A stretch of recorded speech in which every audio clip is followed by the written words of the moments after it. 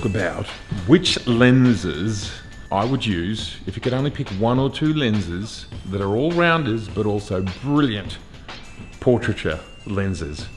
Which two lenses would I use? The first lens is a 24-70. Obviously a great all-rounder for all sorts of things, but you can use it for portraiture too. It's a great lens. I would mostly use it at 70mm at the long end, and depending on the type of portraiture I'm doing, I might use it at 2.8, or I might use it at f8 as well. I want to make sure everything's in focus. There's nothing worse than a portrait. You nail the shot, you nail the expression, but then they're out of focus.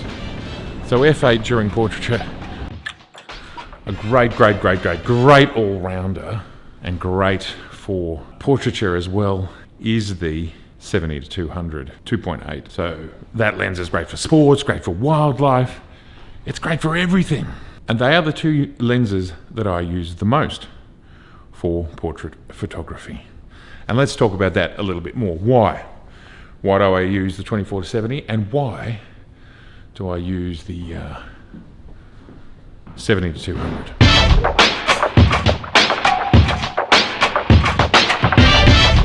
So the first thing I always do before I start shooting in the studio is obviously test the lights. We've got to make sure everything's working, and we try and get the lights as balanced and together before the subject turns up.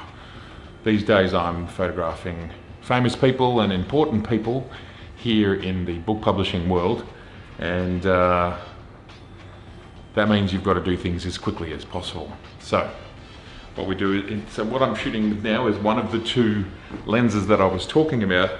This is the 70-200 FLVR, the latest 70-200 from Nikon. It's probably my favorite or second favorite portrait lens, and obviously this is an amazing all-rounder. You can use it for portraits, but you can also use it for so many different things, whether it's sport or wildlife. Now, with portraiture, I try and remember my vertical grip. Today I didn't remember it. It's, where is the vertical grip? I think it's in the office. I haven't had it very long. I need to permanently put it in my camera case. You can check out my vertical grip first impressions and review here, but I think it's a really good thing. So let's just check everything's working. My flash system is a Style 600 RX system, which I bought 10 years ago, 2008, when I purchased my Nikon D3. I had always really wanted my own studio lights. I used to hire them all the time. Every time you'd hire them, it cost $250 to hire them for a day. And of course you have to drive there and drive back. So just so much overhead. I've had these for 10 years and they're still going strong. Love them, think they're amazing. Things are a lot more modern now. You have faster sync speeds, which means you can use faster shutters. And that's something that I'm interested in. But what I might end up doing is replacing my portable system, my battery operated system, for those faster sync speeds, because that's the sort of thing that you use outside. This system can be activated by a flash. That's what I do. It's set to the lowest power. So what I do here is just focus on the background, fire, everything's looking good, get a little bit of something on the side so I can see exposure. Exposure's good. So we're pretty much ready to go at this point in time. Just talking about the 70-200 and the 24-70 as great portrait lenses and great all-round lenses. They don't need to be Nikon ones. You could of course go with the third-party ones. They'll do the trick as well. You can see my film here talking about third-party lenses and what I think about third-party lenses. So why is it that I think the 24-70 2.8 and the 70-200mm 2.8 are the very best lenses to start off with for portrait photography? Well, that's because you can use them for everything else. They are two parts of the Holy Trinity, 14-24, the 24-70, the 70-200. They're the two most important parts of the Holy Trinity. They are professional glass. They are 2.8 through the range. Doesn't matter where you are in the zoom. These lenses are great for everything, and they're absolutely wonderful for portrait photography. And of course, these lenses have vibration reduction, and this is fantastic. It's useful, of course, when you're doing portraiture. It means you can go for lower shutter speeds and you just have to ask your subject to stand still. And of course, vibration reduction is also useful in all other types of photography. The 14 to 24 does not have vibration reduction, and some would argue, is that necessary? I think it can still be necessary with a lens like that, and we're seeing the third-party lenses add VR, IS, or IC to those lenses as well. This is a great advantage, and it comes as part of the package. If, of course, you've got those lenses and you're looking for more dedicated portrait lenses, then one of the very first to consider after that would either be an 85mm 1.8 or 1.4, or a 105 1.4 or a 135. These are all ridiculously awesome portrait lenses, both Nikon and third party. You can't go wrong with any of them. You'd be very, very happy. But if you want an all-round lens which is going to give you a great result, I think probably the lens I use the most, and I use it commercially a lot, I've got a shoot in Sydney next Monday night, which hopefully they'll let me film a little bit of so that I can show you guys. I'll probably use the 70 to 200 quite a lot. In that sort of scenario, this is why I have two camera bodies. We're often got to move super fast, so I will have the two D850s.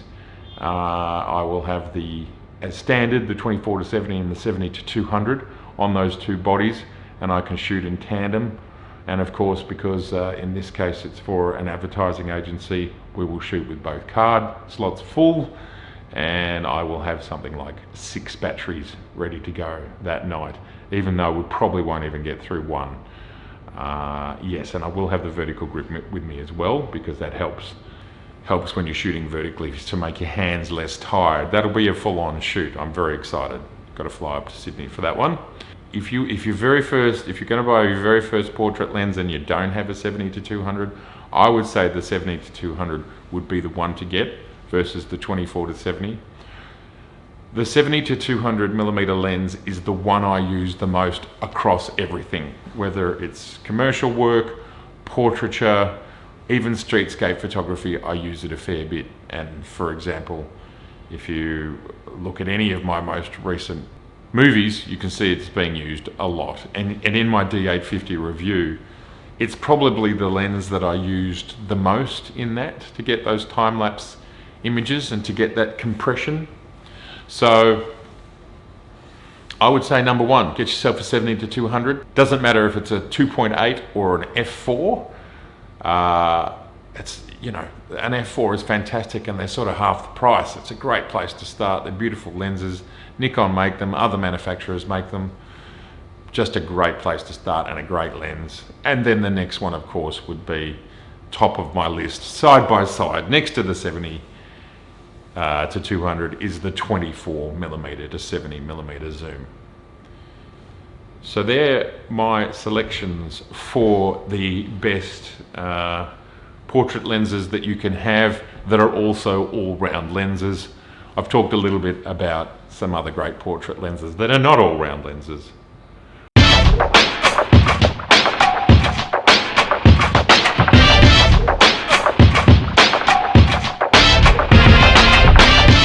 I hope that helps. I'd love to hear what your favourite portrait lens is, because we all do things differently.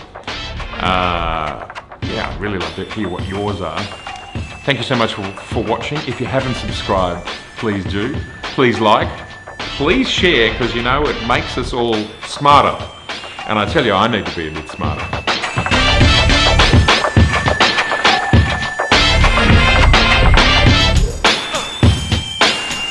Righty then, well, as you can see, we just finished the shoot. It went really well. And I did use the two lenses that I talked about. Even so, I've got the 50mm, a 24mm prime, 50mm prime, 85mm prime, all those lenses. In this particular scenario, the 24 to 70 and the 70 to 200 2.8s rocked it out. And whether they were f4s, that would have been fine, because I shot everything between 5.6 and f8.